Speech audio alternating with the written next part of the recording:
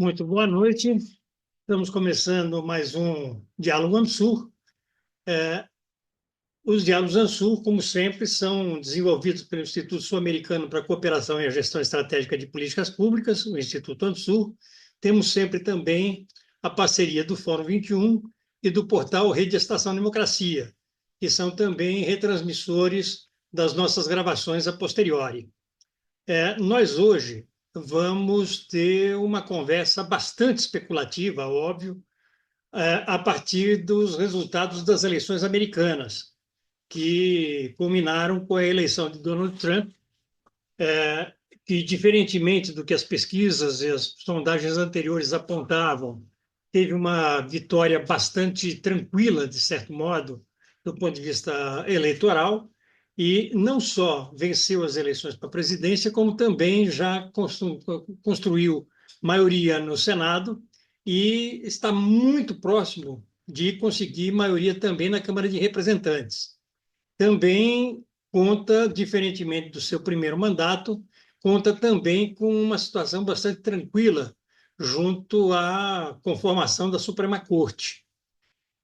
Nós, hoje, para avançar nesta conversa, teremos as contribuições do professor Gilberto Rodrigues. O Gilberto Rodrigues é professor associado de Relações Internacionais da Universidade Federal do ABC, é pesquisador produtividade do CNPq, é membro da Cátedra Sérgio Vieira de Mello, da Acnur, e do Observatório de Política Externa e Inserção Internacional do Brasil. E teremos também conosco o professor Roberto Moll Neto, que é professor de História da América na Universidade Federal Fluminense e professor e orientador do mestrado do Programa de Pós-Graduação em Estudos Estratégicos de Defesa e da Segurança. Nós, com a eleição do Trump, nós podemos trabalhar especulação em diferentes frentes, em diferentes nuances, tanto da política interna aos Estados Unidos, quanto da política externa e da geopolítica, né? A gente já assiste hoje a um conjunto enorme de especulações sobre desdobramentos das eleições do Trump, no que diz respeito à questão do Oriente Médio, no que diz respeito à própria questão da Ucrânia, e uma tentativa de aproximação com a Rússia no sentido do isolamento da China. Ou seja, há muita especulação em jogo, e a ideia hoje aqui é nós avançarmos um pouco. Ainda no campo da especulação, nós temos a intenção de voltar à carga na análise do governo Trump, mais próximo da sua posse, ou logo após a sua posse, onde a gente terá indicadores mais reais, mais sérios sobre o que vai se passar ali.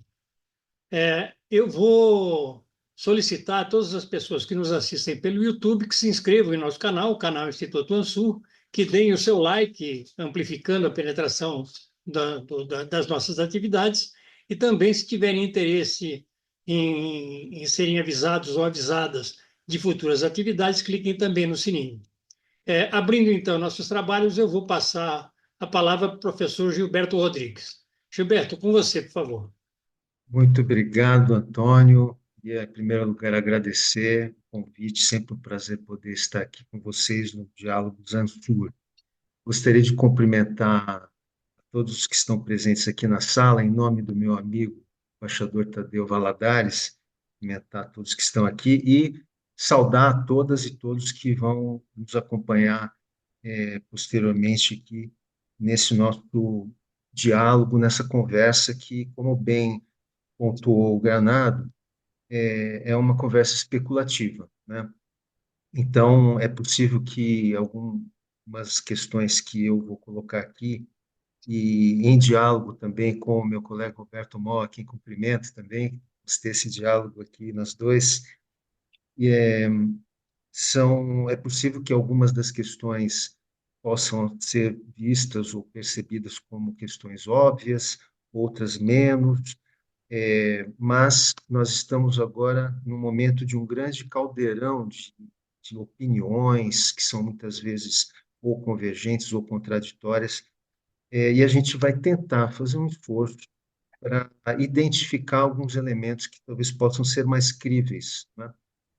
A partir da vitória do Donald Trump e as consequências que essa vitória traz para os vários cenários, tanto do ponto, tanto, digamos, cenários tanto na questão territorial ou no âmbito territorial, quanto nos temas ideológicos. Eu gostaria de propor a vocês uma análise que pudesse partir do geral para o particular. Então, começaria especulando sobre as consequências para a ordem global, né, da Trump. Depois, eu gostaria de fazer algumas pontuações sobre a América Latina. Creio que o meu colega Roberto vai, provavelmente, enfatizar talvez mais aí na região da América Latina e Caribe. E depois falar um pouco sobre o Brasil e a relação bilateral, né? Então, a ideia é um pouco essa que eu proponho a vocês. Do ponto de vista global, Hum, e sempre pensando que quando nós falamos da eleição do Trump, nós temos já a fotografia dos 4 anos do Trump passada, que nos dá elementos para especular, digamos, de uma forma um pouco mais precisa, né, do que se fosse um candidato que nunca houvesse ocupado a Casa Branca. Então, nós sabemos que dentro do âmbito global, o país que é o antípoda dos Estados Unidos na narrativa do Trump é a China.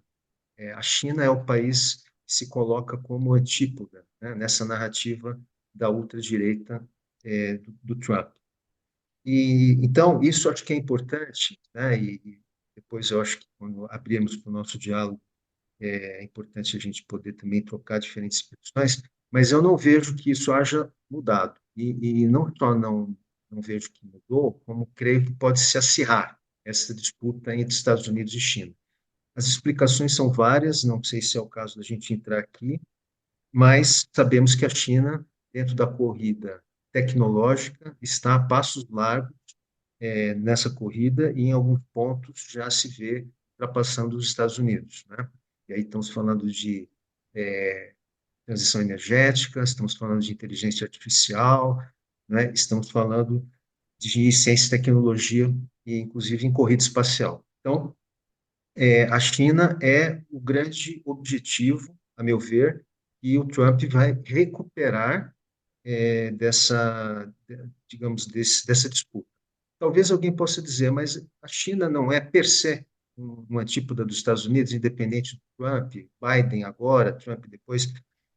É possível, eu acho que dentro de uma das condições estruturais da competição na política internacional, podemos afirmar isso, né, de que a China é o grande competidor dos Estados Unidos hoje, independentemente da narrativa do Trump ou não. Porém, a forma, o método, a posição do Trump é muito mais agressiva, né, e classificada, como sabemos, de iliberal, portanto, ele não segue os cânones do liberalismo político, tanto interna quanto externamente, e isso, então, faz com que esse jogo da competição seja um jogo mais perigoso, seja um jogo menos previsível do ponto de vista das movidas no tabuleiro, né? Dito isso, acho que é importante nós falarmos em seguida da Rússia, né?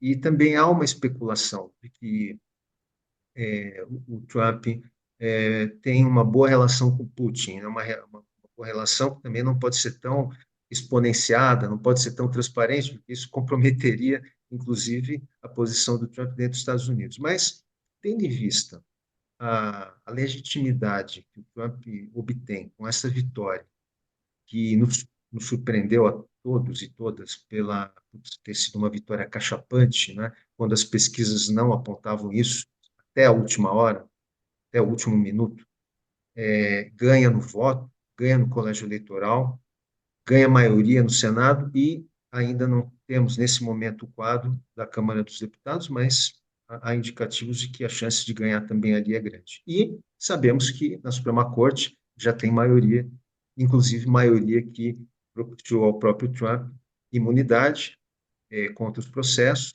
e não ter sido afastado da corrida eleitoral por mal feito e crimes a olhos vistos e notórios dentro e fora dos Estados Unidos. Muito bem.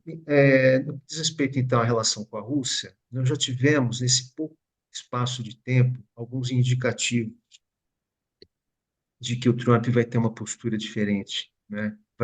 Vai provavelmente retirar este apoio e os Estados Unidos, o Biden, juntamente com a União Europeia, né, em parceria, vinham dando ao Zelensky, presidente da Ucrânia. Então, o Zelensky ele vai perder aquele colchão que ele tinha por parte dos Estados Unidos, do Biden, e vai perder com o Trump. Inclusive, uma postagem de um dos filhos do Trump, e a gente pode considerar que a família Trump, e tem até um paralelo com o Brasil, né, em relação a isso, em relação ao Bolsonaro e a família dele, eles falam também, eles têm um pouco, eles vocalizam também um pouco a narrativa do Trump, né? E ele fez uma postagem dizendo que o Zelensky vai perder a mesada que ele recebeu. Ou seja, uma figura, né, que eu acho que todas as pessoas sabem o que que é uma mesada e todo mundo sabe o que que acontece quando um jovem perde a mesada e não tem emprego, né?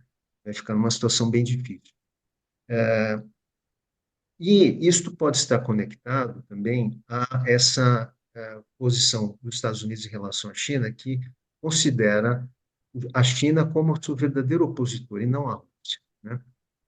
E além das próprias relações que passam pela relação pessoal entre o Trump e o Putin, inclusive do Putin ter contribuído para a vitória do Trump lá na primeira eleição dele em 2016. Bom, eu acho que em relação ao conflito da Rússia com a Ucrânia, então o que nós podemos esperar, especulando, de que o Putin vai ter benefícios da vitória do Trump, né? E o Zelensky, a Ucrânia vai ter que se resignar, provavelmente com um acordo de paz que não irá possibilitar a recuperação de territórios. Essa é uma possível especulação. Com isso, se nós tivermos isso no horizonte, nós poderíamos então pensar num acordo de paz imposto ou pressionado pelos Estados Unidos, e a União Europeia, a Europa não teria muita alternativa nessa situação, né? Até porque não tem fôlego de bancar o Zelensky sozinho. Já é difícil bancar com os Estados Unidos. Sem os Estados Unidos ficaria impraticável. Podemos pensar também, passando por um outro aspecto da ordem global, podemos pensar sobre Israel e Gaza. E aqui eu fiquei pensando, um pouco, preparando a minha reflexão para compartilhar com vocês, de que talvez o Partido Democrata e o Biden, na sua obsessão pelo apoio incondicional a Israel, tenham cometido um erro, poderá custar, inclusive, vários anos de imagem negativa, porque os Estados Unidos apoiaram Israel um massacre, né, a olhos vistos em Gaza, depois Líbano, Síria também, que é menos falado, mas também muitos bombardeios feitos na Síria e menos documentados.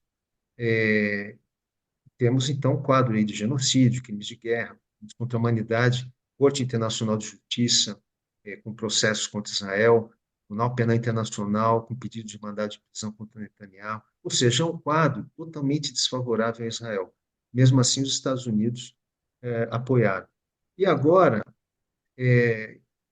depois de todos os malfeitos produzidos pelo Netanyahu, gerando um grande mal-estar, né, da própria comunidade árabe, comunidade islâmica dentro dos Estados Unidos, e, claro, nem dizer fora, contra o Biden, isso pode ter sido um elemento também de prejudicial para a eleição da Câmara, obviamente que é um elemento, talvez não seja o mais importante no quadro numérico, né, das votações e tudo, mas a somatória desses elementos, temos que pensar em termos de somatória, né, quando pensamos numa derrota. Agora, o Trump, que tem uma excelente relação com Netanyahu, né, historicamente, não só poderá ajudá-lo a manter-se no poder, e veja, o Netanyahu e o gabinete Netanyahu estão sofrendo processos criminais dentro de Israel, né, inclusive com mandados de busca e apreensão, e isso, curiosamente, não é tão divulgado também, a gente não vê isso sendo tão divulgado aqui, mas eles estão sofrendo já há muito tempo essa pressão judicial, né? Então, a guerra, como sabemos, também faz parte desse jogo de manter-se no poder. Talvez ele consiga uma sobrevida com o Trump, talvez, não sabemos, aqui novamente especulando. Porém, se houver um acordo de paz, os méritos ficarão com o Trump. E toda a carga negativa, da, provavelmente ali, né, da omissão e da própria ação americana em favor de Israel, ficará como legado negativo do Biden, Partido Democrata, de terem contribuído com esse massacre. Assim. E talvez o Trump, né, que tem uma relação muito próxima com Israel, possa sair para a história como aquele que fez um acordo, entre aspas, e muitas aspas, né, de paz, com muitas imposições. Então, nesse cenário global, eu vou me especular mais no campo político, Granado e colegas, porque eu não vou especular no campo econômico, porque eu conheço muito menos, conheço pouco da área econômica, eu não me aventuro a fazer especulações nessa área, né? Podemos até dialogar um pouco sobre isso depois. Eu queria, para terminar o quadro global, falar sobre as Nações Unidas, né? A, a ONU celebrará, o ano que vem, 2025, 80 anos, e vai ser uma celebração com, digamos, com bastante dificuldade, né, diante da eleição do Trump. Porque o Trump, notoriamente, é um antissistema das Nações Unidas, né? Ele contribuiu muito para o enfraquecimento da ONU, ele gerou fragmentação dentro da ONU, né? Fez o que ele sabe fazer muito bem, que é barganha dentro da ONU, né? E o secretário-geral tem, apesar dos seus esforços, tem sido acusado de fraco, né? Não de omisso, acho que de omisso não se pode acusá-lo, porque tanto em relação à Ucrânia e Rússia, quanto em relação a Gaza e Israel, ele tem vocalizado muitos protestos, né? Muita ênfase na busca pela paz. Porém, a ONU também não tem um poder próprio, ela depende dos Estados, né? E o Conselho de Segurança, nós sabemos, aí, em várias situações, bloqueado, tanto por parte de vetos da Rússia, vetos dos Estados Unidos, né? Então, a ONU também se vê numa situação muito amarrada, né? Diante desses impasses e desses conflitos entre as grandes potências. Num cenário, né, que alguns analistas têm chamado de interregno, né, de uma ordem mundial pós-Segunda Guerra para uma nova ordem que ainda nós não sabemos como será, porém, já fica muito claro que a China é uma das protagonistas dessa nova ordem, mas que ainda não tem elementos de poder dentro do sistema que permitam que a China possa ditar regras, né?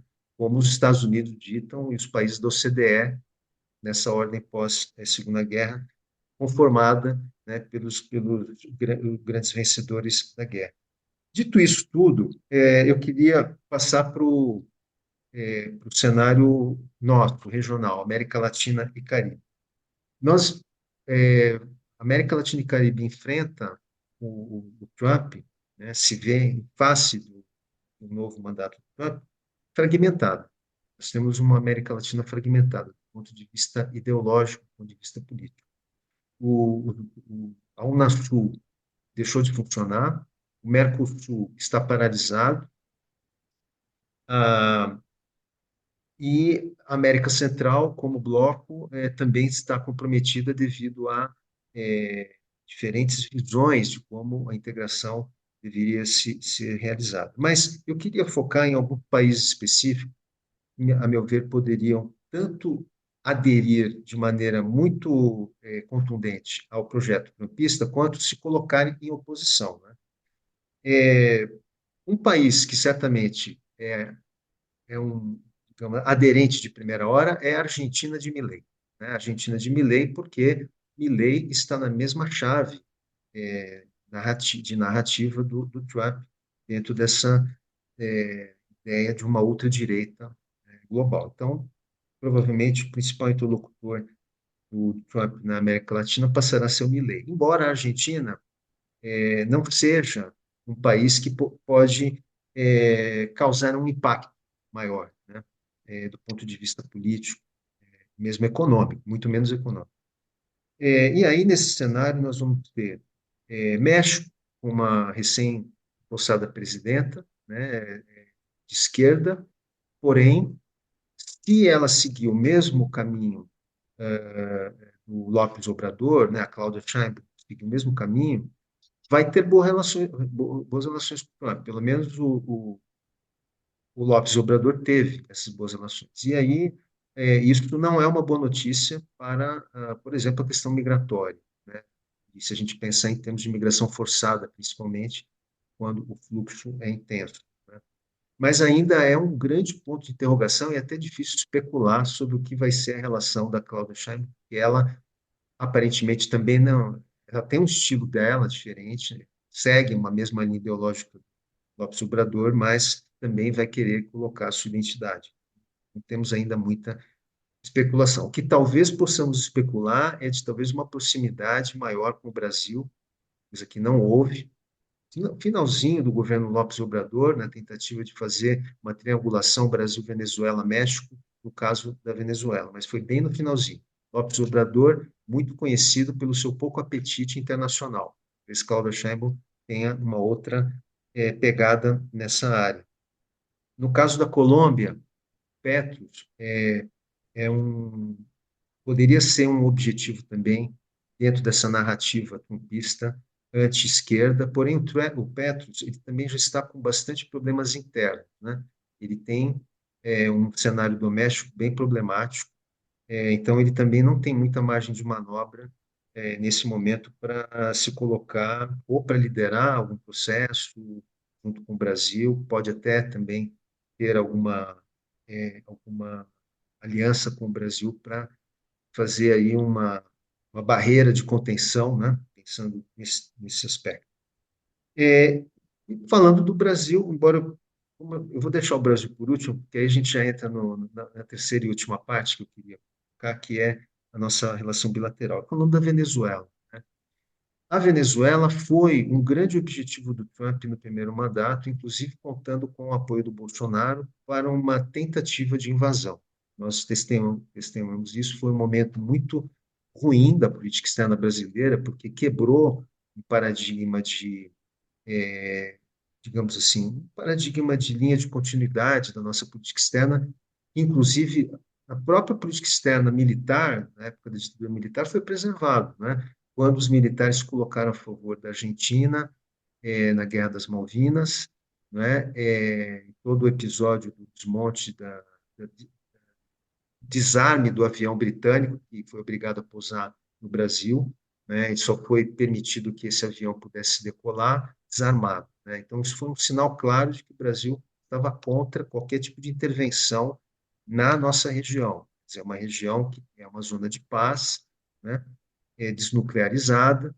Então, nós temos, né, dentro desse paradigma, um princípio muito importante, o princípio da não intervenção, mas é um princípio da não intervenção regional, ele não é apenas nacional. E no caso com o Bolsonaro e Trump, primeiro mandato de Trump, isso foi quase que foi quebrado. Quer dizer, nós ainda não temos acesso às fontes primárias, nós não sabemos exatamente o que aconteceu, mas nós vimos o Bolsonaro, filhos dele, nos Estados Unidos, um pouco antes daquela tentativa malograda e bastante amadora, né, de uma invasão na Venezuela. Não ocorreu. Porém, esse assunto provavelmente retornará à pauta. Pressões virão, né? E aí nós temos uma situação e também entramos na especulação. Como ficará a situação Venezuela e Brasil depois do mal-estar pós-eleitoral, em que o Brasil, como fiador dos acordos de Barbados, né, exigiu que a Venezuela apresentasse as atas. E a Venezuela não apresentou as atas, o Brasil não reconheceu a reeleição do Maduro até este momento, isso gerou um mal-estar, inclusive gerou uma disputa retórica bastante agressiva por parte da Venezuela, né? Inclusive acusando o Brasil de traição, né, de agressão até, né, que é uma palavra bastante forte em direito internacional, quando se acusa um outro país de agressão, né? A Venezuela acusou o Brasil de agressão. Agora, com o governo Trump, talvez, mais uma vez especulando, seja uma oportunidade de uma reconexão entre Brasil e Venezuela. Por quê? Porque nem é bom a Venezuela ficar sozinha, porque não me parece que Putin irá estender a mão para a Venezuela numa relação com o Trump, uma relação melhorada com o Trump.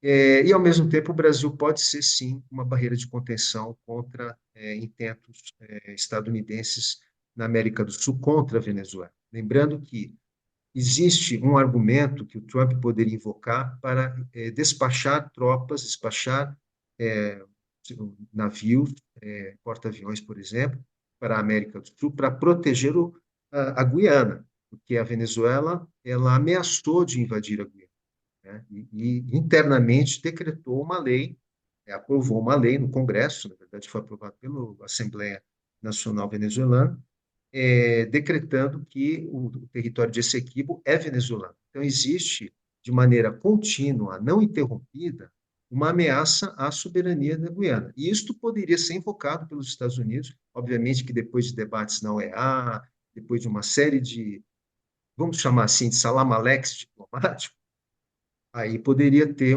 uma atitude mais forte de despachar um porta-aviões ou navios.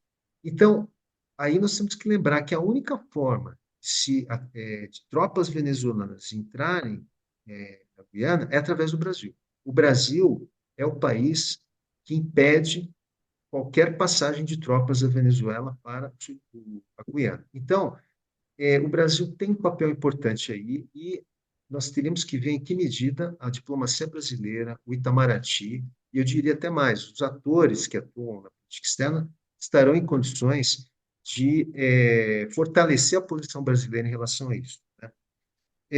Bom, para concluir, Granado, porque eu acho que eu já estou falando demais aqui, eu gostaria muito de ouvir o Roberto também, eu queria especular um pouco em relação à política externa brasileira bilateral. Acho que as primeiras declarações do presidente Lula, que havia declarado apoio à Câmara, né? E eu vi algumas na mídia, principalmente na mídia, na grande mídia, né? A mídia mainstream que nós temos no Brasil, houve algumas opiniões dizendo que o Lula tinha errado, que não devia ter apoiado a Câmara. A mim parece que o Lula ele agiu, inclusive dentro da reciprocidade diplomática, né? Além da política, porque o Biden ele apoiou o Brasil, apoiou o Lula contra o Bolsonaro em momentos críticos, tanto antes da eleição quanto depois. Então, me parece que até como forma de retribuir o apoio do Biden, o Lula também declarou apoio à Câmara, né? E eu acho que isso se deu dentro de uma normalidade da reciprocidade que nós vimos acontecer no Brasil. Não ter, se não houvesse feito isso, isso poderia inclusive parecer como algo assim, uma falta de até de retribuição ao que o governo Biden tinha feito com o governo Lula no momento, repito, crítico, né, de golpismo contra o Lula. Agora, o Brasil agora tem um desafio grande contra o Lula, porque nós temos a presidência dos BRICS para 2025, que o Brasil assume, né, já recebeu o bastão do Putin, né, e que é um grupo que se opõe também, se vocaliza contra, não só os Estados Unidos, mas contra nessa nova transformação da ordem mundial, os BRICS estão emergindo como um novo bloco de poder, né? Só que o Brasil se coloca dentro dos BRICS não como antípoda do Ocidente, né? Mas como alternativa às políticas do Ocidente, né? Sendo ele próprio Ocidente, o Brasil. Então, a situação do Brasil não é uma situação cômoda, porém é uma situação que pode gerar vantagens também. E vamos ter a COP30 em Belém no final do ano que vem. E aí o desafio é maior, que Trump, como sabemos, ele já deu declarações, já recém-eleito, contra o Acordo de Paris, ele mesmo se retirou quando era presidente do Acordo de Paris, e dizendo que vai incentivar a exploração de petróleo, ou seja, a indústria suja, vai voltar com toda a força, né? E isso tudo digamos, é uma narrativa e que poderá se transformar numa ação efetiva, contrária, né, ao espírito e às ações que precisam ser tomadas na COP30. Então, o Brasil vai ter, de fato, um desafio grande. O outro que eu gostaria de apontar também é o papel do Elon Musk, toda essa história, né? Porque o Ministério da Defesa tem, o Roberto vai entrar nos detalhes disso, o Ministério da Defesa tem acordo com a Starlink, que é a empresa do Elon Musk. O Elon Musk confrontou diretamente o Supremo. E esse recuo do Elon Musk foi um recuo provavelmente tático, né? Quando ele acaba cedendo, né, aos ditames do Supremo, né, do Alexandre de Moraes, para manter representantes no Brasil, para poder ser citado, poder ser processado, etc. Foi um recuo tático, quando ninguém esperava que ele fosse recuar. O cabo de força estava muito intenso, e ele é uma pessoa poderosa. Ele recuou, mas esse recuo certamente tem um sentido de poder exercer agora uma influência maior também, por dentro, inclusive, do próprio governo, né? Bom, então, e finalmente, para encerrar, Granado, só queria mencionar ah, o papel que o Trump possa jogar, não apenas no curto prazo, mas agora no médio prazo em relação à eleição brasileira em 2026, né? Porque é notório, né, que ele apoia o Bolsonaro, o filho do Bolsonaro, Eduardo Bolsonaro, esteve lá em Mar-a-Lago, né, no acompanhamento da eleição do Trump. Então, eles já estão falando, né, de que o que aconteceu nos Estados Unidos vai acontecer no Brasil de novo. As condições são completamente diferentes, a gente sabe, embora esse apoio do Trump possa ter algum papel aí, possa jogar algum papel nisso. Então, haverá também um desafio político de neutralizar esse possível apoio do Trump. E eu só gostaria de destacar o seguinte: esse possível apoio ele não é apenas para eleger o Bolsonaro, mas para eleger governadores que sejam simpáticos. E aí, quando a gente olha nos anos 60, a gente também já viu isso acontecer lá nos anos 60, com as ações estadunidenses em nível subnacional no Brasil e o que ela teve como consequência. Então, eu agradeço muito a atenção e a paciência de todos vocês, e para quem nos assiste depois, de todos e todas, e fico aqui muito à disposição e muito feliz de poder ter esse diálogo com vocês na sequência. Muito obrigado. Muito obrigado, Gilberto. Eu acho que você fez uma fala bastante abrangente, bastante ampla. Eu passo, então, imediatamente para o Roberto Moll. Roberto, com você, por favor. Bom, obrigado. Primeiro, obrigado pelo convite. É um prazer estar aqui, né, para a gente discutir fazer esse exercício especulativo, né, com vocês e, sobretudo, com o Gilberto. Foi ótimo ouvir o Gilberto agora. Acho que ele deu conta de bastante coisa. Eu vou tentar ir por outro caminho, embora eu concorde com 99,9% aí do que o Gilberto colocou. Mas antes, assim, minha trajetória acadêmica de pesquisador é um pouco calcada com um pé na história e outro pé, inclusive de formação, né, e outro pé na ciência política / relações internacionais, né? Então, esses exercícios de especulativos para o meu lado historiador, às vezes é muito duro, assim, porque o historiador só faz previsão para o passado, né? E a gente, toda vez que o historiador faz qualquer previsão para o futuro, é um desastre. Sempre erra, é sempre muito ruim. Mas eu vou me arriscar um pouco aqui, tomando coragem, né, depois do Gilberto ter se arriscado um pouco também. Eu vou por outro caminho, assim, para tentar apontar algumas outras coisas e até também me arriscar um pouco na economia, né? Assim, eu acho que e tentando um pouco diminuir, que é parte da minha forma de pesquisa, diminuir um pouco essa fronteira entre o internacional e o nacional, entre o interno e externo, sobretudo no que se refere aos Estados Unidos. Então, eu acho que primeiro a gente precisa pensar, para fazer um pouco essa projeção para o futuro, eu gostaria de apontar aqui a realidade que traz o Trump à presidência, né? É uma realidade que, com algumas exceções nesse período, mas que nos últimos 40 anos ou 50 anos é uma realidade de crise, de oscilação da política e da economia dos Estados Unidos, né? A gente pegar dos anos 70 para cá, e de tentativas fracassadas de dar resultado a essa crise, que é uma crise dos Estados Unidos, mas também é uma crise global. E aí eu me refiro a tentativas fracassadas, por exemplo, como o próprio projeto que a gente convenciona chamar, né, mas é um grande campo já do projeto neoliberal ou do projeto neoconservador que se alternou no poder nos Estados Unidos nesse período, que do ponto de vista da economia eles refletem mais ou menos, eles têm muito mais similaridade do que a diferença, embora tenham algumas diferenças. Mas a realidade que os Estados Unidos enfrenta, ou que passou a enfrentar nesses últimos 40 anos, primeiro, assim, uma crescente atomização do trabalho, né, e do trabalho organizado enquanto ator social nessa sociedade, né? Os Estados Unidos tinham 40% da mão de obra sindicalizada, o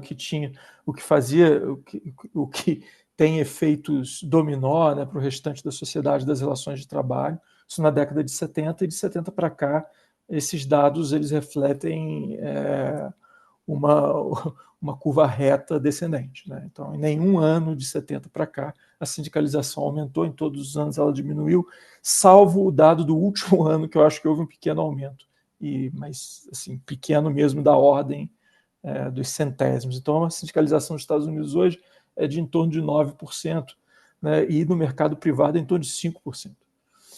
Esse ator do trabalhador sindicalizado era a principal... o trabalhador sindicalizado era o principal ator desse projeto distributivo que os Estados Unidos construíram a partir da década de 30 e que foi até a década de 70. Mas com a crise de 70, a instauração de soluções neoliberais no mundo inteiro e também nos Estados Unidos, que vão se acirrar, sobretudo nos anos 80 e 90, esse modelo distributivo ele deixa de existir, né? Ele entra em colapso. É um colapso gradual que a gente tem hoje, com alguns momentos de respiro, mas é um colapso gradual, né? A crise de 2008 ela não é uma crise isolada, ela é uma crise dentro de um contexto muito maior, né? Pelos mesmos motivos, inclusive, que esse modelo não consegue dar respostas.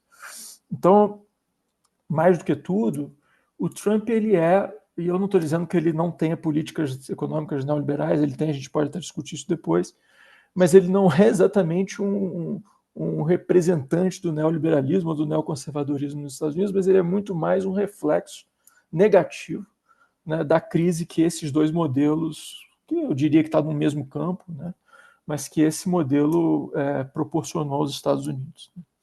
Os efeitos disso, para além da atomização, e essa atomização do trabalhador estadunidense tem a ver com o próprio desenvolvimento desse modelo no sistema internacional, no cenário internacional. Estou falando, por exemplo, da exportação de plantas industriais dos Estados Unidos, primeiro da parte norte dos Estados Unidos para o sul, onde a mão de obra era menos sindicalizada e mais barata, depois para outras regiões, como o Sudeste Asiático, o México, e mesmo a China, né? Vamos lembrar que no começo a China fazia parte desse processo, e que intensificou em enorme medida essa cadeia de valor internacional que a gente tanto fala, e que também entrou em crise depois da Covid, porque ela nos sustentou no momento de crise da Covid, e que supostamente está se recuperando, mas está demorando para se recuperar, inclusive, e talvez nem se recupere por outros fatores. Mas isso, para a política interna, assim, para a sociedade dos Estados Unidos, tem um impacto significativo. Primeiro, é um aumento de trabalho precarizado nos Estados Unidos. Não é que os Estados Unidos não tenha desemprego nos Estados Unidos, assim, pelo contrário, né? Nos últimos 2 anos, a empregabilidade está em alta, mas essa empregabilidade é uma empregabilidade muito precária. Isso se reflete, por exemplo, é possível perceber no número de ingressantes nas universidades, que cada vez cai mais nos Estados Unidos, porque não adianta se fazer a universidade e assumir um emprego em que a universidade vai ser inútil, ou que o investimento, que a maior parte das universidades, mesmo as públicas nos Estados Unidos, tem um custo, e é um custo alto, então esse investimento muitas vezes não compensa a perspectiva de trabalho. A gente tem discutido muito sobre os dados socioeconômicos de que a desigualdade aumenta nos Estados Unidos. ou de que a pobreza aumenta nos Estados Unidos. De fato, a pobreza em si nem aumenta tanto, mas o que aumenta é o fosso entre o topo da pirâmide social e a base dessa pirâmide. E o que é muito caro numa cultura econômica dos Estados Unidos, que é a ideia de mobilidade, né? A ideia de crescimento, de enriquecimento, ou de continuar sendo próspero, né, na família. Essa ideia entrou em crise nos anos 70 e nunca se recuperou. Então, a perspectiva de mobilidade social nos Estados Unidos tem cada vez sido menor. Por que eu estou entrando em tudo isso? Primeiro, porque esses são aspectos geopolíticos que levaram à própria ascensão do Trump. Mas, segundo, porque o Trump responde a isso, né? Enquanto o Partido Democrata não dá resposta, o Trump tenta responder a isso. É óbvio que, e eu acho que são as piores respostas possíveis, né? E nem significa que essas respostas vão ser efetivas. Mas ele conseguiu capturar essa insatisfação do eleitorado, principalmente do eleitorado branco estadunidense, de classe média baixa, né, operário, no sentido estadunidense do operário, e do que é ser operário nesse país, né? Então, o Trump conseguiu capturar isso, e ele, por fim, acabou capturando uma parte significativa desses operários para o Partido Democrata, que eram eleitores do Partido Republicano. Isso reflete muito claramente no próprio processo eleitoral, quando ele conquista ali o cinturão da ferrugem, que efetivamente era a zona mais sindicalizada dos Estados Unidos, mais ligada ao Partido Democrata, já foi chamada, né, de Muralha Azul, que era onde o Partido Democrata se salvava, e não existe mais, né? Então isso é muito sintomático nesse aspecto. A grande questão é que as mudanças que o Trump propõe, aquelas que são críveis, né, que a gente pode imaginar como críveis, elas vão ter impacto global enorme nos próximos anos se ele colocar elas, de fato, em prática. Quais são as propostas de Trump nesse sentido, para aquilo que ele chama de vou trazer de volta, ou vou recuperar o trabalho qualificado para os Estados Unidos, né? Vou trazer de volta os postos de trabalho qualificado. Ou seja, o que ele está falando na prática, no final das contas, é trazer o processo produtivo para dentro dos Estados Unidos de novo. Se ele vai conseguir isso ou não, assim, colocar o gênio de volta na lâmpada, né, é difícil, né? E se ele vai conseguir isso de volta ou não é uma outra conversa. Mas a grande questão é que ele aponta alguns caminhos para isso. E são caminhos que, enfim, a gente pode questioná-los tanto do ponto de vista da efetividade quanto do ponto de vista da humanidade desses caminhos. Mas a primeira medida que ele toma em relação a isso, ou que ele propõe em relação a isso, eu vou combinar duas medidas aí que são talvez o carro-chefe da política econômica dele, ainda que seja uma política econômica obscura, aumentar barreiras comerciais, principalmente com a China, e aí dialogando com aquilo que o Gilberto falou da relação dos Estados Unidos e China atualmente. Então ele promete aumentar barreiras de importação. Ele já falou em aumentar em 300% as tarifas de importação. Ele aumentou a tarifa de importação no primeiro mandato. Essas tarifas de importação não foram retiradas no mandato do Biden, é bom lembrar. O Biden manteve essas tarifas de importação e ele promete aumentar ainda mais essas tarifas de importação, né? Ele falou em aumentar a tarifa de importação, sobretudo para a China e para o México, né? Numa construção muito forte do México aí, e da China como esse inimigo externo, de certa maneira, que é quem rouba os trabalhos os trabalhos dos estadunidenses, né? Esse trabalho qualificado estadunidense. É surreal, né? Ele chegou a dizer aumentar em 300% as tarifas de importação para o México. Bom, se ele fizer isso, ele vai quebrar a indústria interna dos Estados Unidos também. Mas essa é uma outra conversa. O fato é que ele está propondo isso, né? Aumentar tarifas, barreiras comerciais. E, em par e passo, ele propõe também diminuir impostos nos Estados Unidos, né? Então, essas duas coisas estão articuladas, né? A ideia é um pouco de aumentar barreiras comerciais, tentar impedir ou diminuir importação, né, a competitividade dos importados nos Estados Unidos, e, ao mesmo tempo, diminuir impostos para que isso seja um incentivo, sobretudo, para o capital, no sentido de investimento, né, e reinvestir dentro dos Estados Unidos. Então, essa é a ideia, né, uma combinação. Sei que tem vários economistas acompanhando aqui, eu não sou exatamente um economista, embora tenha flertado com a história das ideias econômicas durante algum tempo. Mas a ideia é um pouco aquela, né, de subside economics, né, de tentar alavancar os investimentos internos a partir da diminuição de impostos. O que a gente já viu que não funciona, né? Isso foi tentado nos anos 80 nos Estados Unidos, isso foi tentado depois e não funciona, porque ninguém garante que a diminuição de impostos significa um aumento de investimentos. Mas o fato é que funciona no outro sentido. Funciona em diminuir o peso da carga tributária sobre a elite dentro dos Estados Unidos e, de certa maneira, aumentar na base de arrecadação. Mas isso é um problema por quê? Isso é um problema porque o aumento das tarifas de importação e a diminuição desses impostos é muito provavelmente, e estamos no campo especulativo, mas num campo de especulação da lógica econômica, né, que nem sempre é lógica, mas muito provavelmente, né, isso vai aumentar a inflação nos Estados Unidos. Né? É possível que aumente a inflação nos Estados Unidos. E na medida que isso vai aumentar a inflação, bom, primeiro aumenta o déficit, né, e também a inflação. E na medida que aumente a inflação nos Estados Unidos, é muito provável que o Fed, que é independente do governo, aumente a taxa de juros. O aumento da taxa de juros nos Estados Unidos pode significar, ou melhor, com certeza, vai ter um efeito global dessas taxas de juros, né? Um efeito de aumento das taxas de juros, e eu diria, e aí entrando um pouco na América Latina, que esse efeito é mais perverso sobre a América Latina, economias em desenvolvimento latino-americanas próximas dos Estados Unidos e dependentes do centro do capitalismo, né, dos Estados Unidos e da Europa. O aumento dessa taxa de juros é ainda maior sobre essas economias vulneráveis. Bom, as consequências disso chegam até nós, né? A gente uma das consequências pode ser uma estagnação global, né, um cenário de estagnação global, que tem impacto, como a gente sabe, sobre emprego e pobreza nos países latino-americanos. Eu acho que esse é uma especulação bastante provável. Assim. Essa é uma especulação que, se de fato ele colocar em prática essas medidas de aumento de tarifa de importação e de diminuição de impostos. Né? Então, eu acho que esse é um cenário provável. A grande questão é que esse cenário está ligado com outras coisas que também têm impacto na América Latina.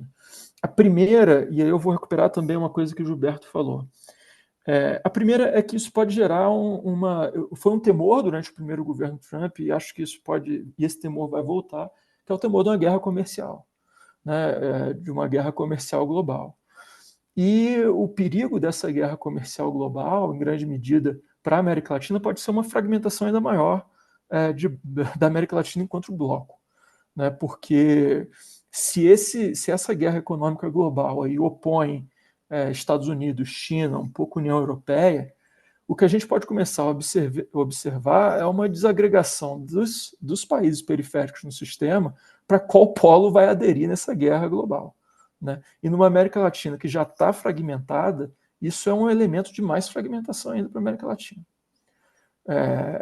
Se vocês lembrarem, bom, vocês devem lembrar melhor do que eu, inclusive, que o próprio Mercosul entra em xeque só com o indício de uma possível guerra comercial no primeiro governo Trump, o Mercosul entra quase que em colapso naquele momento. Né? E eu acho que isso é um problema. Acho que é um problema não só em relação ao Mercosul, mas também é um problema em relação aos BRICS, né? A desagregação desse bloco. Porque me parece muito improvável e até, enfim, não seria uma saída inteligente, né, a adoção tomar o caminho de ficar preso, por exemplo, à Rússia, que tem uma economia bastante, embora seja ainda uma potência pungente, mas é uma potência em clara decadência, né, tanto do ponto de vista econômico, enfim, quanto do ponto de vista militar e etc. Eu falo isso, as pessoas se surpreendem, mas vamos só fazer um exercício rápido, né? A Rússia enfrenta uma guerra de 3 anos com a Ucrânia, que é um país mínimo na sua fronteira. Se a Rússia fosse uma potência econômica, já tinha destruído a Ucrânia há muito tempo. Mas, enfim, se fosse uma potência militar, como já foi um dia, essa guerra não estava nem existindo mais. Mas, enfim, estamos falando de outras questões. Mas, então, eu acho que pode haver uma desagregação, inclusive, dessas alternativas, né, dessas propostas alternativas que o Brasil representa dentro do BRICS, como o Gilberto lembrou.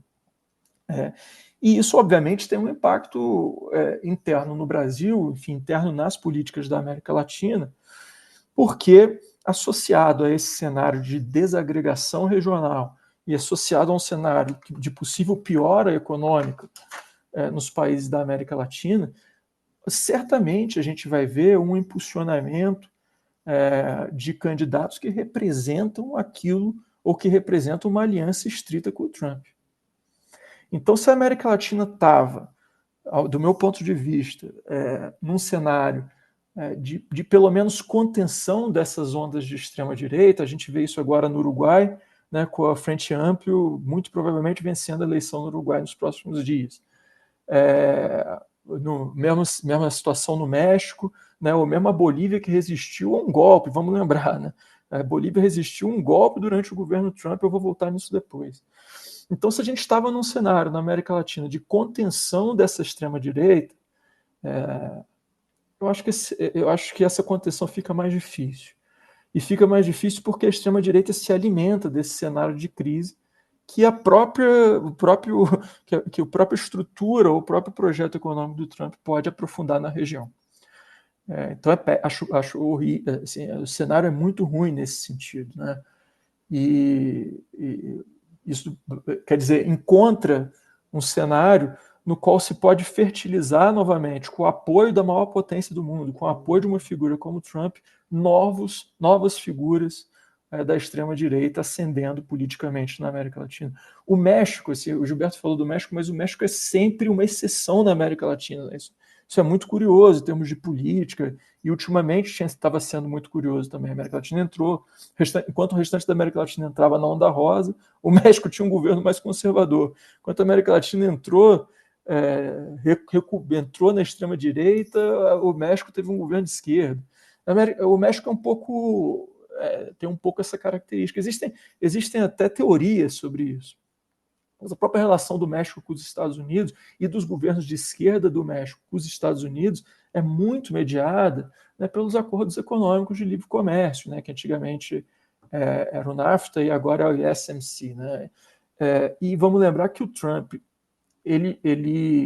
a relação dele com o Obrador se dá de forma mais ou menos positiva porque ele facilitou o trabalho do Obrador num sentido, que era a valorização do trabalhador mexicano. O Trump obrigou que o trabalhador mexicano fosse melhor remunerado, justamente para evitar que mais plantas industriais saíssem dos Estados Unidos e se colocassem no México. Né? Então isso era um ponto da relação positiva dos dois. Eu não sei até que ponto isso continua existindo, principalmente frente a essa proposta de aumentar em 300% impostos sobre produtos que vêm do México, até porque se ele fizer isso, os acordos de livre comércio vão ter que virar outra coisa.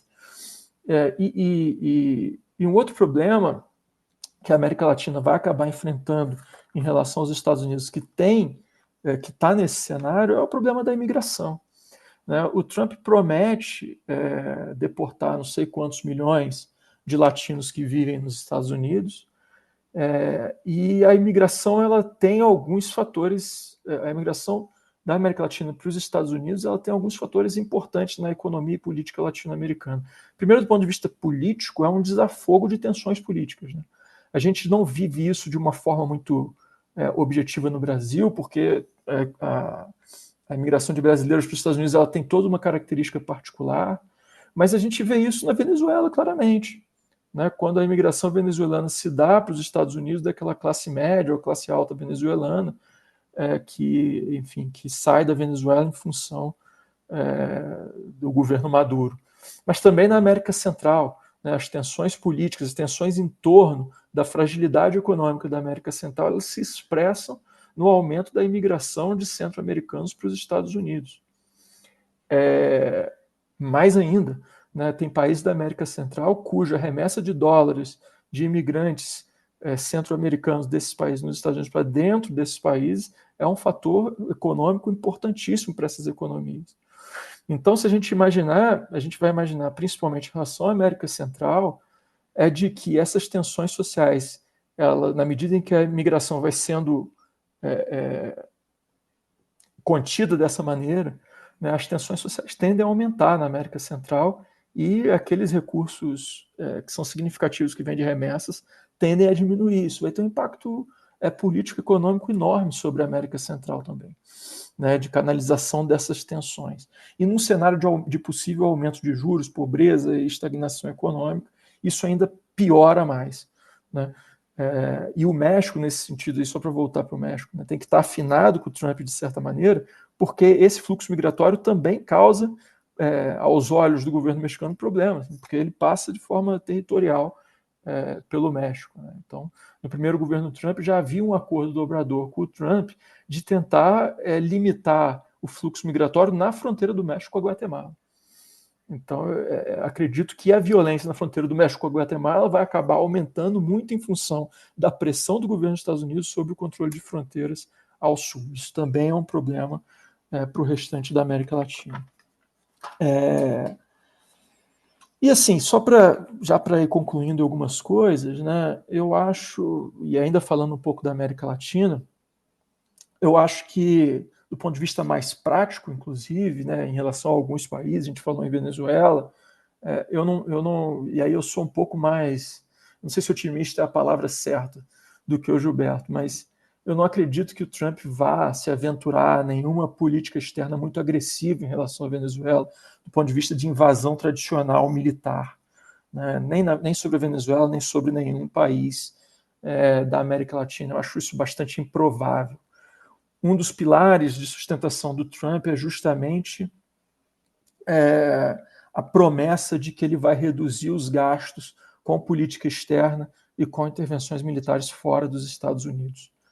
Ele faz essa promessa, e essa promessa a gente tem uma tendência, e é uma tendência até natural, eu acho, né, de entender os Estados Unidos do ponto de vista do imperialismo estadunidense como um bloco, mas o dissenso dentro dos Estados Unidos em relação ao imperialismo é enorme, e esse dissenso não está nos dois partidos, esse dissenso está muito mais deslocado para a sociedade civil do que para os dois partidos. O que eu quero dizer? Eu quero dizer que enquanto os dois partidos estão insistindo em financiar, por exemplo, o governo Netanyahu em Israel, uma parte significativa da população estadunidense é contra esses gastos. É contra uma parte da sociedade por razões humanitárias, e uma parte conservadora da sociedade dos Estados Unidos é contra o financiamento das aventuras do governo israelense, do genocídio do governo israelense, né, e enfim, do enfrentamento da Ucrânia em relação à Rússia, não exatamente por razões humanitárias, mas muitas vezes porque percebem que esses recursos que financiam Israel e Ucrânia poderiam estar sendo utilizados para resolver inúmeros problemas dentro dos Estados Unidos ou pesando menos no bolso dos contribuintes. Então, o Trump sabe disso, né? O discurso de política externa do Trump, como o Gilberto lembrou muito bem, é de dar fim a essas guerras aí. Eu vou acabar com a guerra na Ucrânia. Se eu estivesse no poder, não teria nem existido o genocídio israelense. Ele chegou a falar isso, né? Então a gente começa a flertar até, eu falei isso ironicamente, mas é uma ironia que pode ter um fundo de verdade, né? Flertar daqui a uns anos, uns 4 anos, com o Trump como sendo um candidato ao Prêmio Nobel da Paz, né? Porque vai resolver a maneira dele o conflito na Ucrânia e vai tentar colocar alguma rédea, se é que isso é possível, no genocídio que o governo Netanyahu promove em Gaza. E eu acho que, de fato, ele pensa isso, porque o eleitor que sustenta ele não está mais disposto a ver um governo gastando com política externa. Agora, isso não significa de forma nenhuma que não haverá nenhum tipo de tentativa de derrubada de governo na Venezuela ou na Bolívia, por exemplo, com o apoio dos Estados Unidos.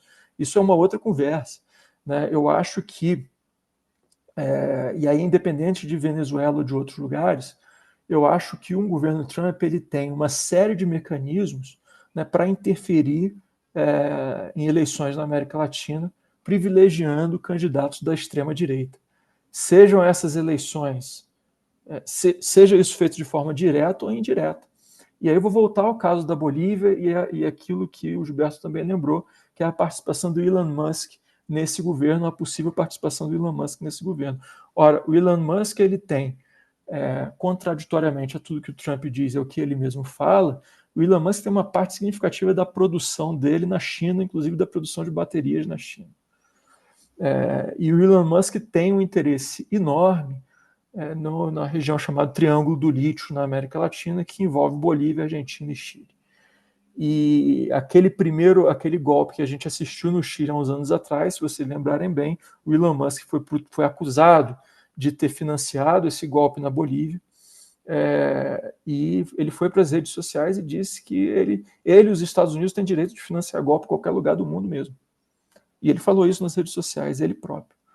Né? Então, assim, eu tenho plena clareza de que, seja indiretamente através de empresários como o Elon Musk, diretamente através de assistência de logística até assistência de inteligência, ou combinando essas duas coisas, esse governo Trump pode muito claramente interferir na política latino-americana, e eu acho que a Venezuela pode ser um alvo, a Bolívia, para mim, é um alvo muito claro. Não sei se ele vai ter coragem de se aventurar em Cuba, né, mas ele também no primeiro governo. Vamos lembrar, o governo Obama vinha vindo fazendo um profundo processo de tentativa, acelerado e profundo processo de tentativa de restabelecer, dentro daquilo que ele pode, porque o Executivo dos Estados Unidos tem uma série de amarras, né, com o Congresso, mas daquilo que ele podia, né, de tentar aproximar Cuba e Estados Unidos novamente. Numa perspectiva que também não é exatamente maravilhosa, mas é uma perspectiva, de certa forma, de normalizar, no sentido de normalizar não positivo, mas de normalizar para trazer para os Estados Unidos o governo cubano. Então, Obama fez isso, o Trump desfez todo esse processo e o Biden nunca colocou ele de volta. Então, acho que, não sei se o Trump vai ter a coragem de se meter nesse sentido, mas certamente é um impacto para a América Latina.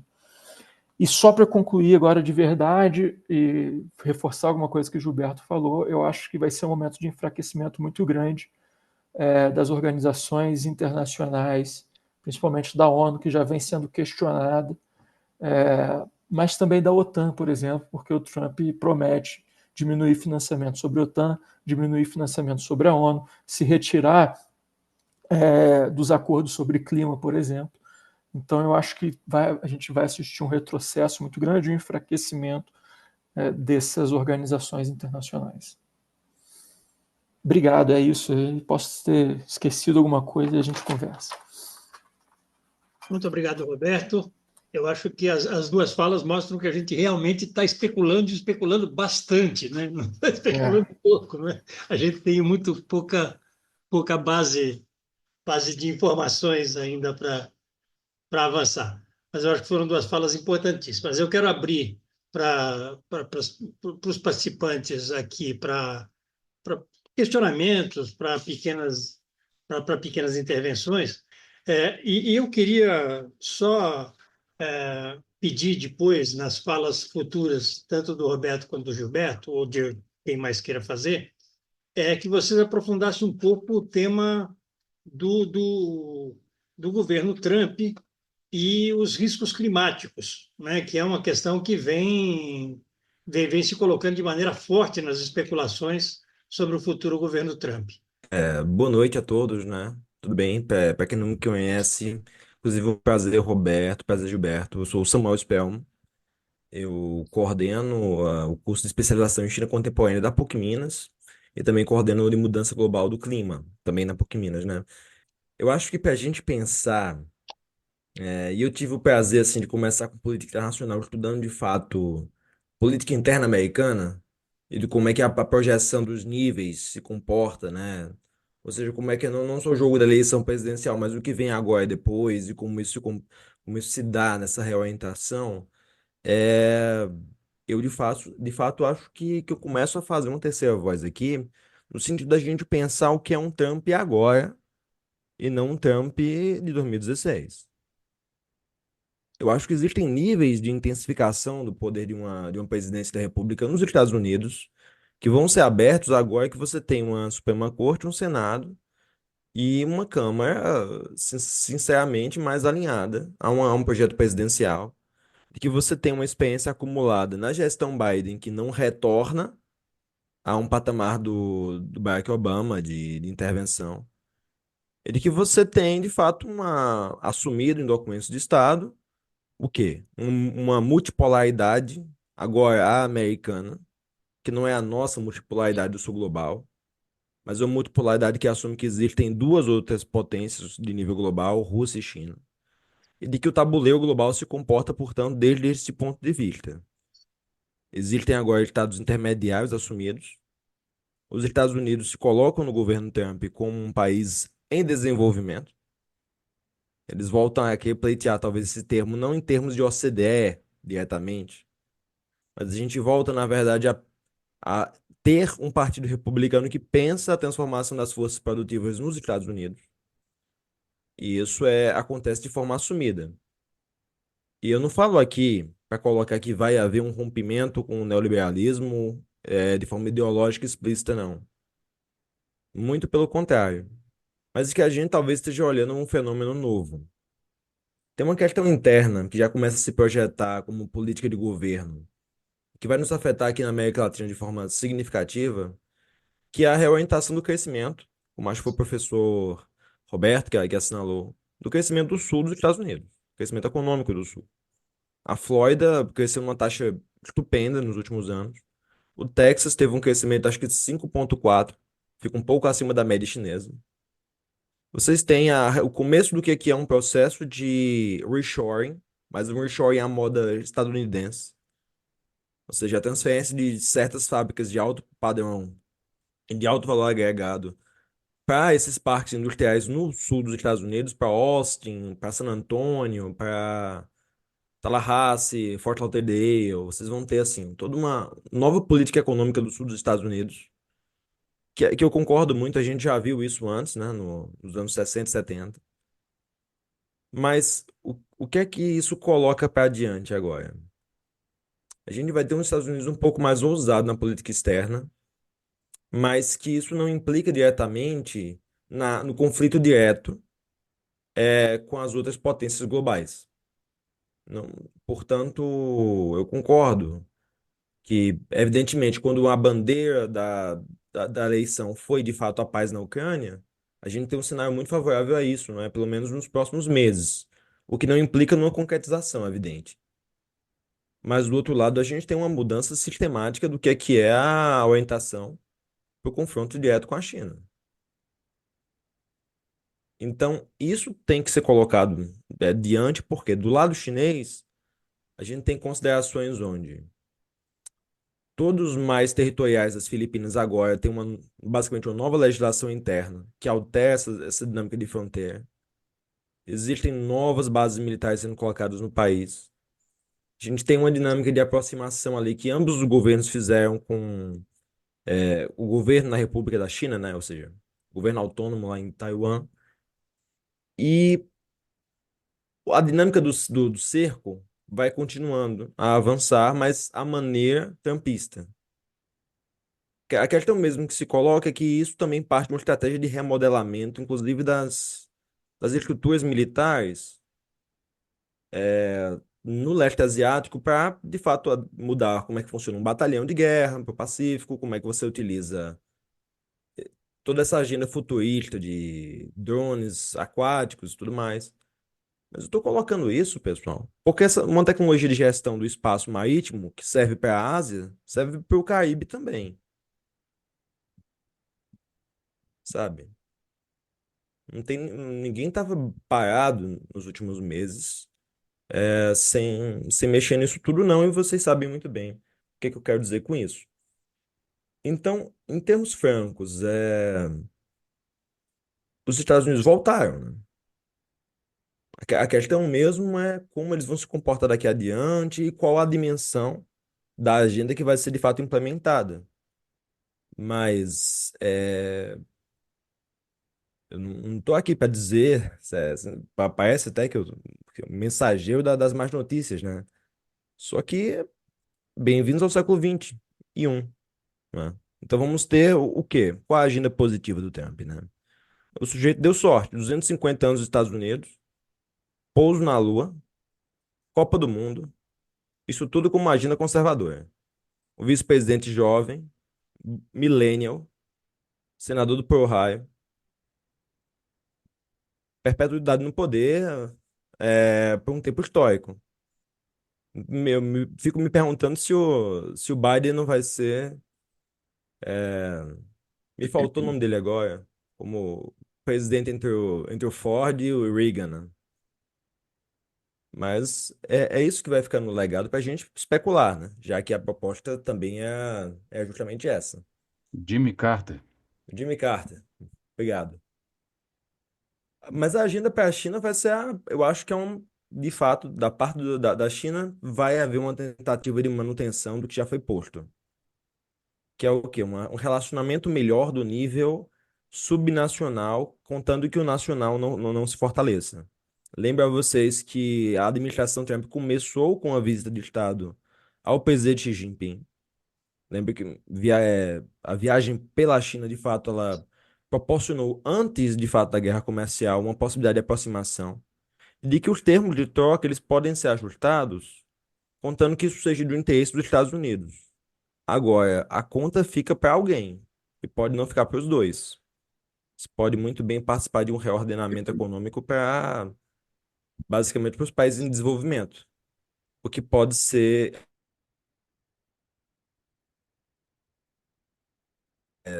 transferido em maior ou menor grau com a elevação da taxa de juros americana, e, portanto, a valorização do dólar, o que implica no fluxo comercial e financeiro direto para a Bolsa Americana, que é um cenário que a gente já viu nos anos 80 com o Reagan. Isso tudo para dizer o quê? A situação vai apertar, né? É uma situação difícil para países como o nosso. E então a gente vai atravessando essas camadas e vendo que é um cenário desafiador, né? Muito obrigado, Samuel. Ó, bom, então eu um pouco já disse para vocês que a minha fala certamente será bastante diferente da de vocês. Eu acho que as três, a do Samuel, a do Gilberto, né, e a do Mol, elas, né, fazem parte de um mundo ao qual eu nunca pertenci, ao mundo acadêmico, né? E a minha é de uma fala que é permeada por uma experiência profissional. Então, não é muito mais do que isso, né? Ah, eu diria o seguinte, isso um pouco, a gente sempre repete, né? A repetição é a alma da matéria. Todos nós fomos surpreendidos pela vitória do Trump. Não pela vitória do Trump. Ela era possível, ela era provável até, mas ela estava aquela faixa que as pesquisas, que sempre se equivocam, eu tenho grande desconfiança nessas metodologias todas. Mas, enfim, a gente finge que acredita e, pelo nosso fingimento em acreditar, parecia que estava ali, podia dar Harris, podia dar o Trump e tal. E o que é que deu foi outra coisa, não foi a pesquisa, foi a realidade.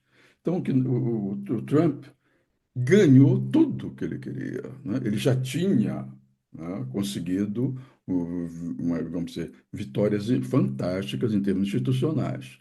A principal delas foi a composição da Corte Suprema, que o Gilberto mostrou, falou duas frases que já dizem tudo o que a corte favoreceu o Trump e vai continuar favorecendo. Ainda mais que agora ele vai nomear mais ministros da Suprema Corte alinhados com a visão que é a dele. A dele, Trump, eu tento escapar muito da coisa da personalização do grande herói na história, né?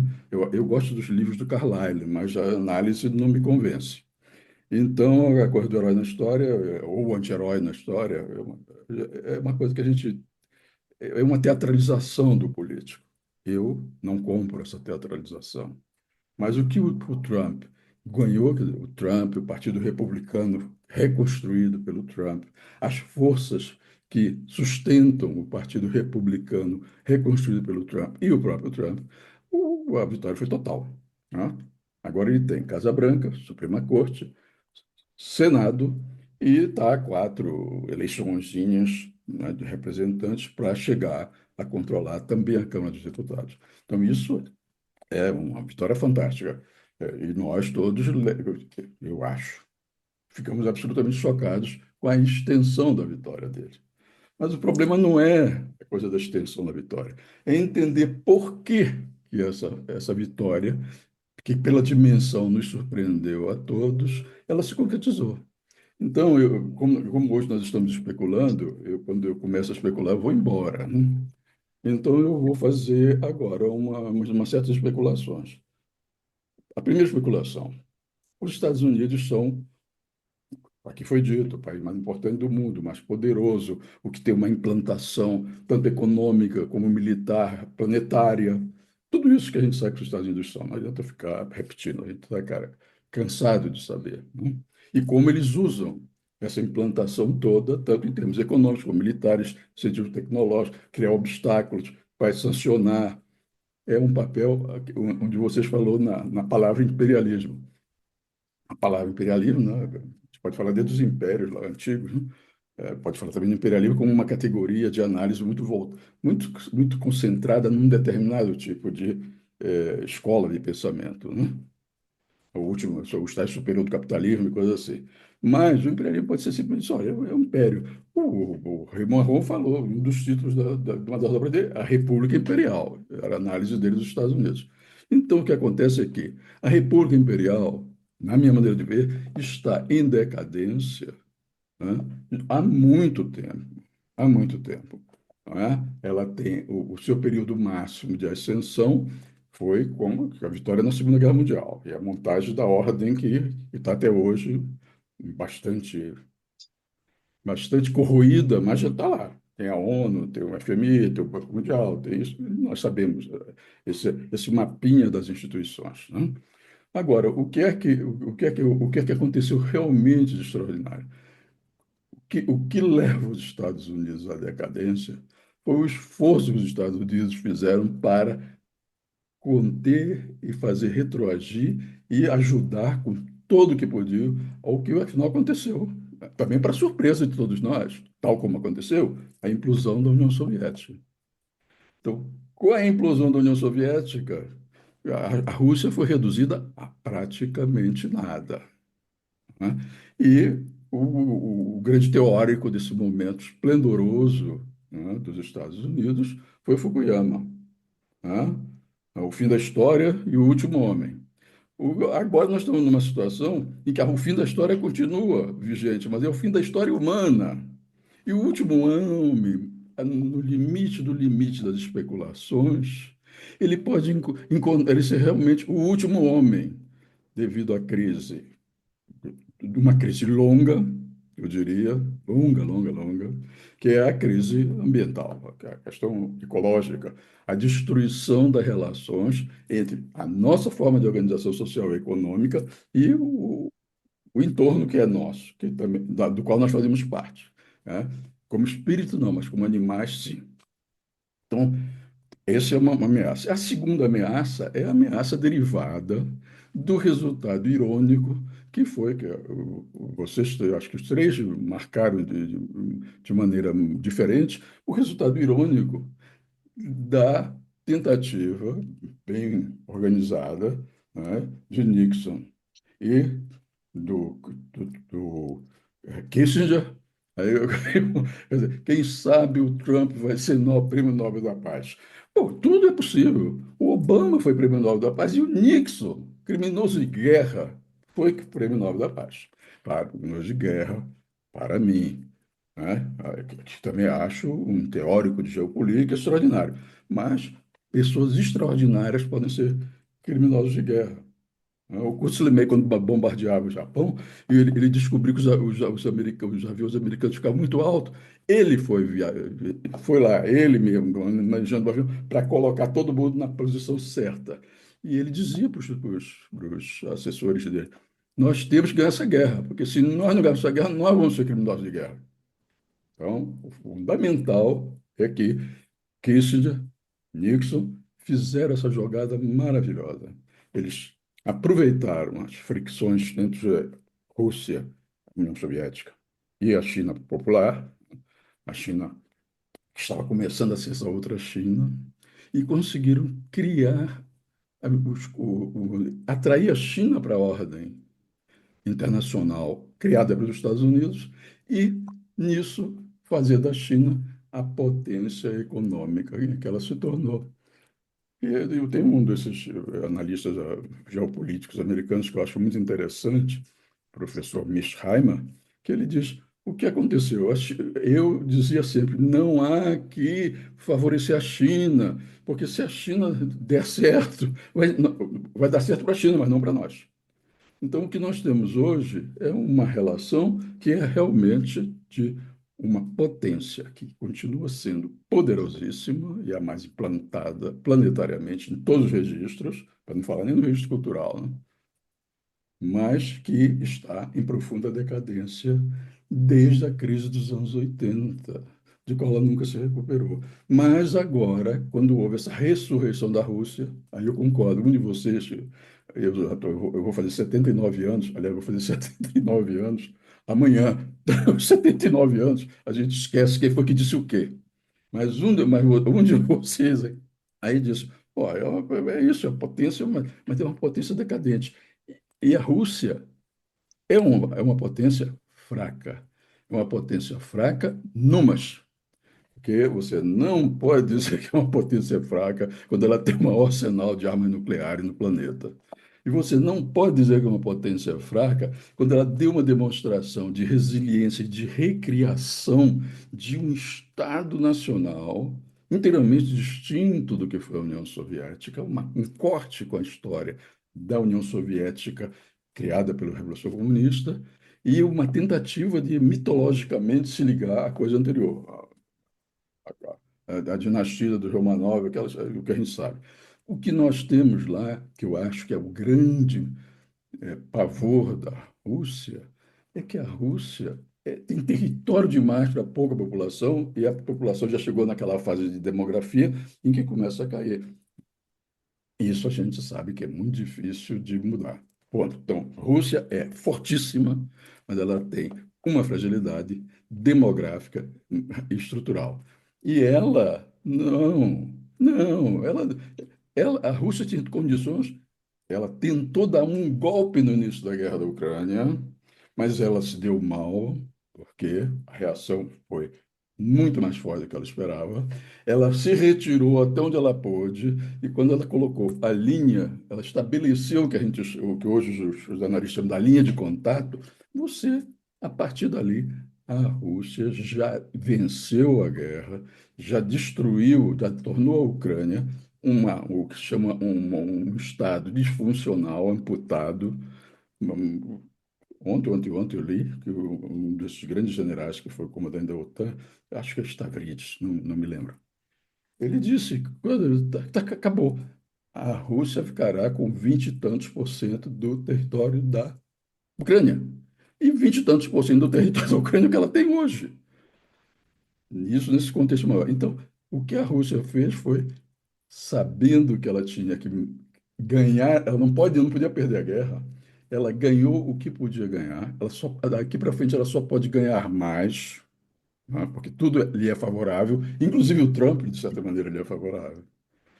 Mas ela não quis ganhar mais rápido, com perdas muito maiores, porque veja, ela nunca chegou a declarar, ela nunca estabeleceu o estado de guerra até hoje. A gente esquece isso. O estado de guerra permitiria ao governo russo fazer o diabo, como ele fez na Segunda Guerra Mundial com a União Soviética. Eles não declararam a guerra. Eles fizeram o que eles chamam de uma operação militar especial, que é uma guerra que se tornou uma guerra de atrito e que vai dar no quê? Num acordo de paz, alguém aqui falou em acordo de paz. De forma nenhuma. O que vai acontecer, isso está nas cartas. Eu sou um mau profeta, mas está tão nas cartas que até eu consigo ver, e olha que eu vejo pouco. O que vai acontecer é aquela coisa clássica, solução Península Coreana. Não se vai ter acordo de paz, se vai ter uma tensão absurda pelo longo período histórico, a gente não sabe como é que vai acabar, se é que vai acabar. As tensões na Península Coreana estão aí, boas, vivitas e coleando. Então, não pensem nisso, mas vai haver uma divisão. E para conseguir isso, a Ucrânia, os Estados Unidos, a OTAN, a União Europeia, conseguir esse resultado, que no fundo é uma vitória russa, a OTAN, os Estados Unidos, terão de aceitar, primeiro, que a Ucrânia não vai entrar na OTAN. Segundo, que a Ucrânia até pode entrar na União Europeia, mas vai ter que ser muito articulado com os russos. Terceiro, ela deve tender a uma neutralidade. E com isso não é nem 50% das exigências russas. Mas eu acho que, chegando a isso, os russos aceitam.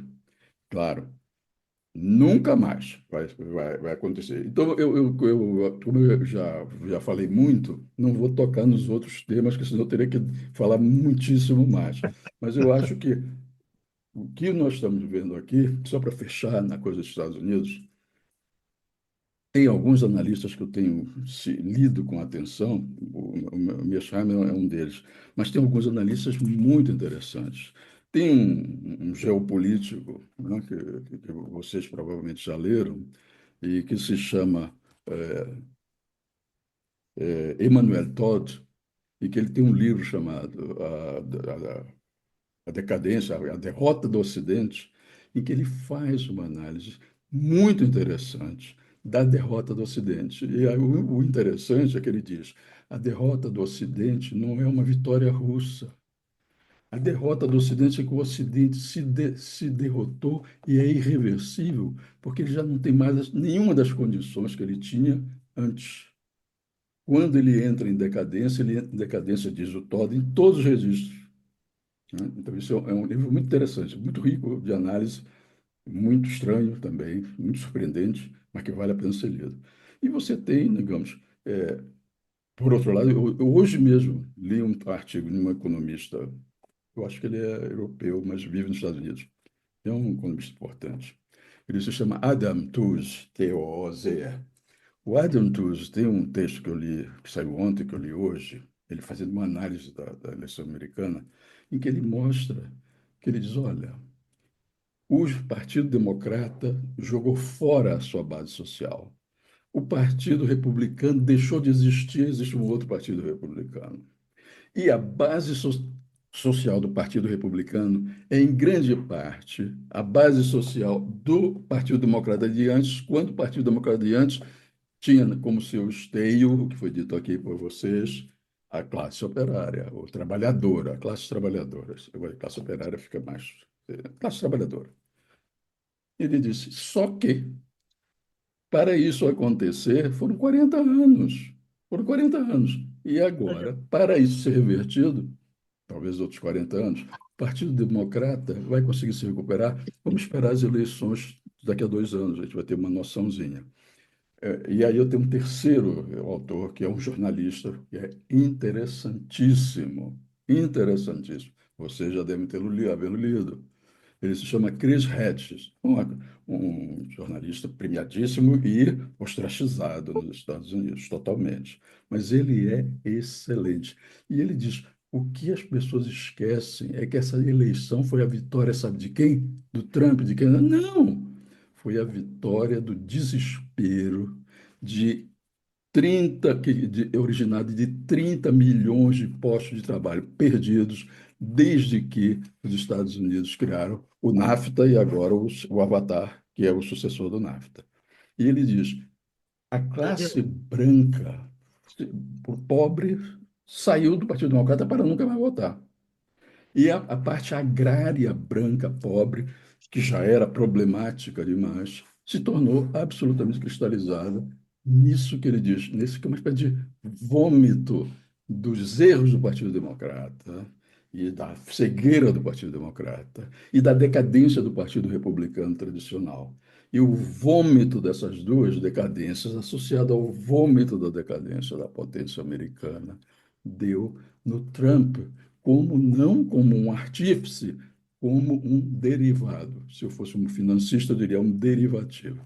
Então, um pouco essa é a minha visão, muito subjetiva, nada acadêmica, e por isso mesmo, talvez, que possa, de alguma maneira, dialogar com as interpretações de vocês três. Muito obrigado. Muito obrigado, Tadeu. Realmente, é, você, você foi fundo. Vamos lá, Gilberto, com você, por favor. Não, eu queria agradecer muito tanto ao Samuel quanto ao Tadeu pelas intervenções que eu acho que agregaram contrapontos, né, ao que nós tínhamos falado, mas também agregaram novas questões que eu acho que nos ajudam a transformar as especulações em algo menos especulativo, né? Bom, o Granado pediu para para a gente falar um pouco sobre a questão do aquecimento global. O Tadeu também se referiu a isso, né, como, inclusive, talvez aí o momento final da história, né? Me parece que um dos grandes desafios que nós temos é em que medida essa disputa de narrativas vai se sustentar diante das evidências cada vez mais contundentes, que aí não estamos falando mais de IPCC, não estamos falando mais dos cientistas nos seus laboratórios, ou da divulgação científica dos jornais, que também tem espaço para isso. Nós estamos falando das tempestades, dos furacões, das enchentes, das secas que estão afetando as pessoas, né? E que, por exemplo, nós tivemos uma situação agora na Espanha que mostrou uma, uma inundação histórica, né, no país e uma hostilidade, né, a um governo que tem, o governo do Pedro Sánchez, que tem sido um governo muito fiel ao combate ao aquecimento global. No entanto, esse governo foi hostilizado. Tem questões ali domésticas, ter avisado, não ter avisado, ter dado um alerta preventivo. A gente sabe que é muito difícil, diante dos eventos extremos, dar alertas preventivos. Se a gente entrar agora no site no portal da Enel, tem um alerta preventivo permanente. Não é mais alerta preventivo, é simplesmente dizer, vai chover e nós não sabemos o que vai acontecer. Eles fazem É um isso habeas dependendo corpus preventivo, mais do que um alerta preventivo, é um habeas corpus preventivo. é uma forma de diminuir a responsabilidade da empresa. Ela coloca aquilo, né, e aí os advogados depois vão dizer: ah, não, não pode cobrar esse grau de indenização, tem que ser menos, porque já estava lá o alerta. Só que o alerta não é mais um alerta, né, é apenas uma declaração, né, de que qualquer chuva pode gerar um evento extremo. Então, em que medida isso vai gerar na opinião pública, apesar do negacionismo de Trump e dos demais negacionistas, porque ele não está sozinho nessa aliança negacionista, que medida isso vai apoiar vai gerar algum tipo de apoio para Paris 2015, para ações não apenas em nível macro, mas em nível local, porque hoje o local, cidades, tem um papel muito importante na mitigação, né, dos efeitos, na transformação, na chamada economia verde, todo o processo que pode contribuir para a diminuição das emissões. Acontece que, como bem colocou o Tadeu, não é, essa hegemonia plena que o Trump vai ter diante das instituições americanas dá a ele um poder muito grande, tomar decisões, né?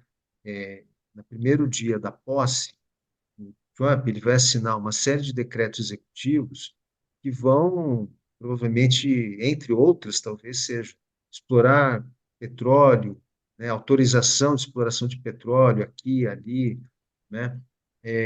Então, a saída dos Estados Unidos de acordos, ou então retirada, né, de dinheiro, suspensão do pagamento de cotas para organismos da ONU, que isso temos que pensar que mais ou menos 25% do orçamento das Nações Unidas é de dinheiro americano. Estamos falando de um quarto do orçamento das Nações Unidas. Então, países como Japão, Alemanha, Reino Unido, que vêm na sequência, em termos de financiamento, com 14%, com 10%, eles não têm condição de substituir o financiamento dos Estados Unidos na ONU. E se a suspensão de recursos da ONU, lembrando que governos republicanos fizeram isso antes, né, não pagaram as cotas da ONU durante um tempo, isso fez com que a ONU entrasse em pré-colapso, né, das suas contas. Então, isso pode também gerar um problema sério, grave, para, digamos assim, acelerar esse problema, né? Então, os eventos extremos vão continuar, independente de ser Trump ou não, mas podem se agravar, não em relação aos eventos em si, creio eu, mas em relação às respostas que esses eventos podem demandar, né? Então, o que o governo pode fazer? há uma série hoje já, o Banco Mundial, o Banco Interamericano de Desenvolvimento, já tem uma parte considerável do orçamento está sendo destinada à mitigação dos efeitos da mudança climática, né? Recuperação de áreas, transferência de populações para outras áreas. E aí nós temos a questão do migrante climático, né? O migrante ambiental. Como que os Estados Unidos vão lidar com isso, né? Não só do ponto de vista das fronteiras, mas internamente, que haverá também migração interna pelos eventos extremos, né? Populações vão sair de um lado e vão para outro. E isso vai ter um custo importante. Já tem, na verdade, mas vai ter mais ainda. O exemplo mais sempre citado no caso dos Estados Unidos foi New Orleans, né? Na época do George Bush, George W. Bush, que nunca houve uma recuperação daquela situação do que foi aquele evento extremo de New Orleans. E outros vêm, né? Flórida. Então, realmente, o desafio do aquecimento global, da mudança climática, está colocado. E do ponto de vista da ciência, os cientistas já, Carlos Nobre, que é o cientista brasileiro mais conhecido e que participa das esferas mais altas, né, do IPCC, da ONU, já vem afirmando, nós já chegamos no ponto de não retorno, aquele ponto em que, mesmo que se faça um grande esforço, já não vai impedir. Com o Trump na Casa Branca, então, provavelmente teremos uma aceleração, um agravamento, repito, não apenas dos eventos em si, porque esse processo ele já está em curso, né? Ele dificilmente pode ser alterado, mas as respostas a ele, né? Que poderão ser menores e que vão gerar maior sofrimento, né? Infelizmente. Então, eu faço só esse comentário, Granado, e fico por aqui para ouvir o Roberto e os demais. Obrigado. Muito obrigado, Gilberto. Passo então agora para a última fala. Roberto, com você, por favor. Bom, primeiro, obrigado aos comentários, tanto do Samuel quanto do Tadeu. Eu queria falar para eu gostei muito dessa coisa do Trump como derivativo, né? Eu venho insistindo nessa ideia de que o Trump ele é um reflexo dessas políticas neoliberais, neoconservadoras nos Estados Unidos, mas a ideia de derivativo cabe perfeitamente. Hoje, e aí lembrando que hoje ele citou Fukuyama, né? E curiosamente Fukuyama publicou ontem um texto sobre o Trump e é muito curioso, né, como ele foi o primeiro a fazer isso, mas se a gente circular os jornais brasileiros hoje, não só o texto do Fukuyama está traduzido na Folha de São Paulo, quanto no G1 tem uma matéria no mesmo sentido, com brasileiros comentando, que é tentando afastar Trump do campo liberal. Né? O Trump não é um liberal, e a política econômica dele não é liberal, não sei o que. Tá bom, eu também acho que não é um liberal, mas também acho que ele não é exatamente um antiliberal, mas enfim, é uma outra discussão. E isso é curioso que tem tem um paralelo, né, com a crise do liberalismo mais clássico, não o neoliberalismo da década de 20 e a ascensão do fascismo, né? Mas essa é uma outra discussão. Mas a gente pode fazer um claro paralelo entre a ascensão do Trump, ao mesmo tempo como um derivativo desse neoliberalismo, e o nazismo como um derivativo liberal na década de 30. Mas essa é uma outra discussão. Exatamente sobre a questão do meio ambiente, eu não sou um grande especialista em meio ambiente, e nem acompanho tão de perto quanto deveria acompanhar as discussões. Mas não me parece que essa é uma preocupação do Trump, muito longe disso. Né? Eu não sei nem se a gente fala que o Trump é um negacionista, né, ambiental, da crise ambiental, da mudança climática. Eu não sei exatamente se ele é um negacionista, porque eu acho que ele nem tem o ímpeto de negar aquilo que ele sequer se importa, né, e de que ele sabe menos ainda do que se importa. Ele se importa nada e sabe menos ainda do que esse nada que ele se importa com a questão. Mas é muito interessante como ele conseguiu, nesse sentido, de certa maneira, ele conseguiu trazer o Partido Democrata, fazer o Partido Democrata retroagir num debate que o Partido Democrata era uma das poucas questões que o Partido Democrata tinha uma perspectiva bastante progressista nos últimos anos. Né? e ele conseguiu fazer o Partido Democrata retroceder nessa questão. A Pensilvânia era um cenário, talvez o estado mais importante na eleição dos Estados Unidos, e a economia da Pensilvânia girou durante muito tempo sobre a indústria pesada, a indústria do carvão e a indústria energética, né, de petróleo e gás.